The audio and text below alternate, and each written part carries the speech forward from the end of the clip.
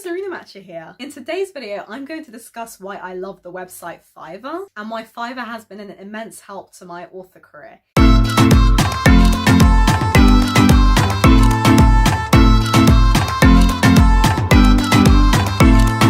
Fiverr is a website where freelancers of any sort, from marketing consultants to musicians, can both provide and purchase services for very modest prices. Now that sounds exactly like ad copy. Fiverr is a place where you can go to either sell your talents or purchase something necessary for your business. I've only used Fiverr as a buyer rather than as a seller, but people who are interested in selling on Fiverr can really easily set up pages to display their work.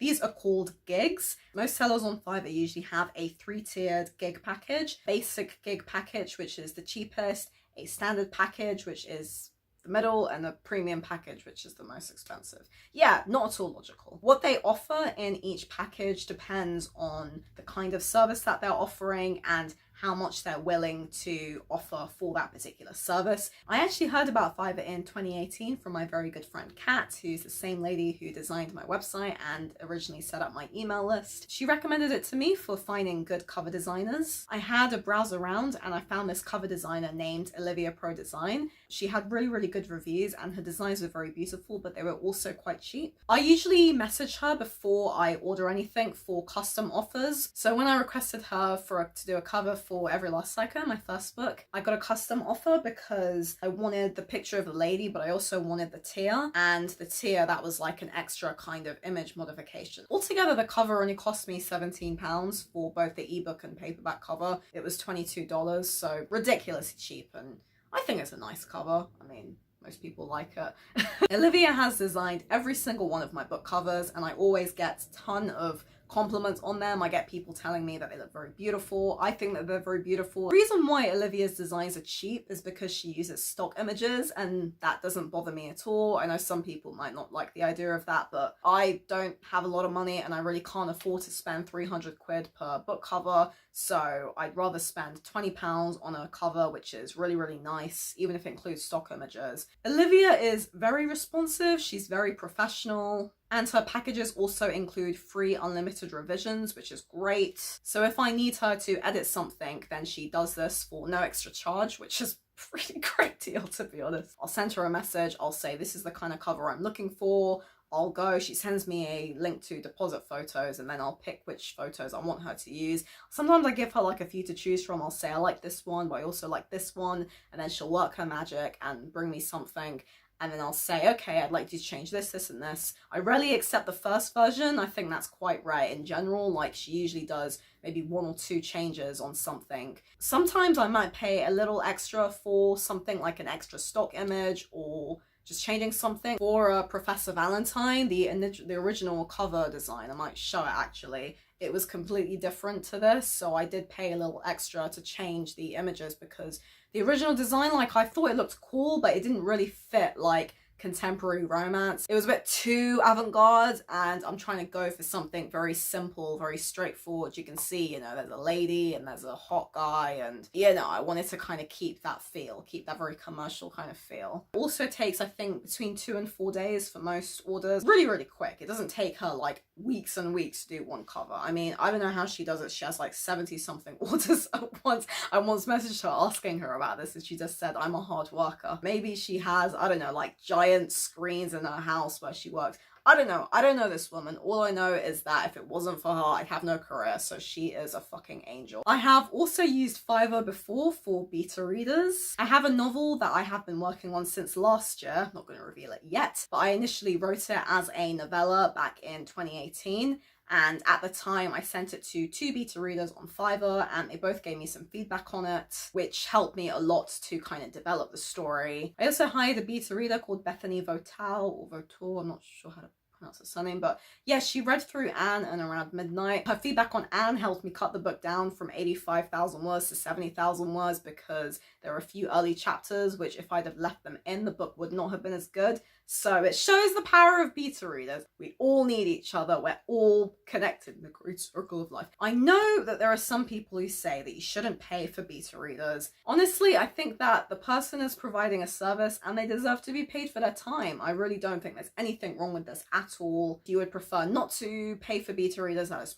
perfectly fine, but I have no qualms with it as long as the person has good credentials, because you're paying a complete stranger to read through your work and give you feedback. What incentive do they have to do that for free unless they're already a fan of your work or they're a friend? If people want to pay for beta readers, fine. If they don't want to pay for beta readers, fine. It should be down to the author. The good thing about Fiverr is that every freelancer has a set amount of time that they have to deliver the work back to you. So if their order is late or if it's delayed, then you do get a refund. This rarely happens to me. It's only ever happened to me once when I ordered some promotional thing from somebody and he didn't do it. I got my money back. If you're a buyer or if you're a seller, because there's a set time, so you're kind of both protected. Also, if you're a seller, the person has to accept the order within 3 days. So if they don't accept it in 3 days, then it's automatically marked as complete. Yeah, I've not really had much success using Fiverr as a seller. I did try have some gigs on it, but I preferred using a website called People Per Hour. I actually dabbled with that in 2019. I did some kind of freelance writing stuff on there. Fiverr is very, very saturated with people selling their services. So if you want to stand out, I found it kind of difficult.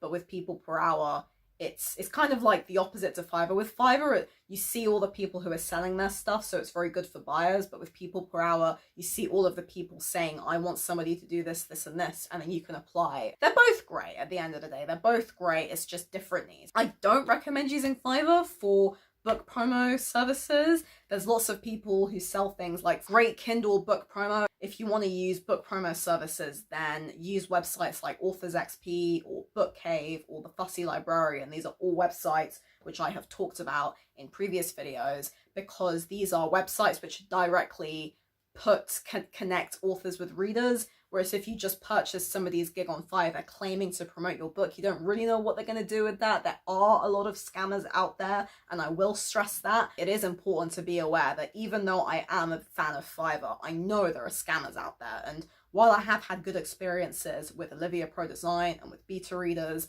I know that there are going to be people out there who are con artists. So you have to read reviews. If you want to order something from somebody, message them first, because then that will kind of let you know where you stand. When I was looking for editors for my Kirk series, I went on Fiverr because I didn't want to pay hundreds and hundreds of pounds getting each book edited. My writing skills are good enough for me to just find an editor who can just kind of go through these things in quite a simple, I'm not writing literary fiction, I'm writing semi-formulaic contemporary new adult romance. So I don't really need to spend hundreds and hundreds of pounds getting each book edited.